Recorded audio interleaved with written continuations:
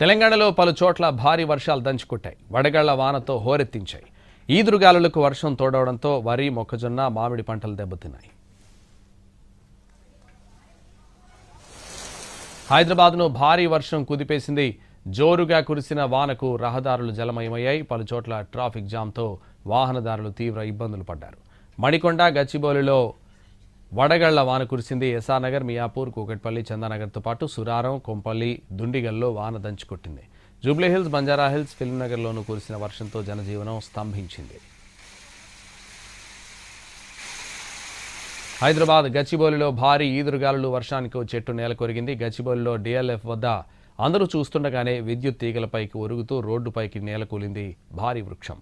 అయితే చెట్టు కూలిన సమయంలో ఎవరూ లేకపోవడంతో ప్రమాదం తప్పింది. అటు కామారెడ్డి జిల్లాలో వడగళ్ల వాన బీభత్సం సృష్టించింది. మొక్కజొన్న, వరి, జొన్న, కూరగాయల పంటలు దెబ్బతిన్నాయి. కామారెడ్డి జిల్లా కేంద్రంలో సుమారు గంట పాటు ఉరుములు, మెరుపులు, ఈదురుగాలులతో కూడిన వర్షాలు పడ్డాయి. బిక్కనూరు మండలం కాచాపూర్, పెద్దమల్లారెడ్డి, లక్ష్మీదేవునిపల్లి గ్రామాల్లో వడగళ్ల వాన కురిసింది. సదాశివనగర్ మండలం భూంపల్లి, లింగంపల్లి గ్రామాల్లో ఈదురుగాలులకు 100 ఎకరాల మొక్కజొన్న పంట నేల కొరిగింది. కామారెడ్డి మున్సిపల్ పరిధిలోని రామేశ్వరపల్లిలో పిడుగుపాటుకు 2 గేదెలు మృతి చెందాయి.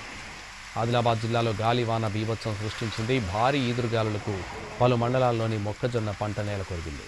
బజార్ హత్నూర్ మండలంలోని కొల్హారి, బజార్ హత్నూర్, బలాన్పూర్ గ్రామాల్లో గాలివానకు మామిడికాయలు నేల కొరిగాయి.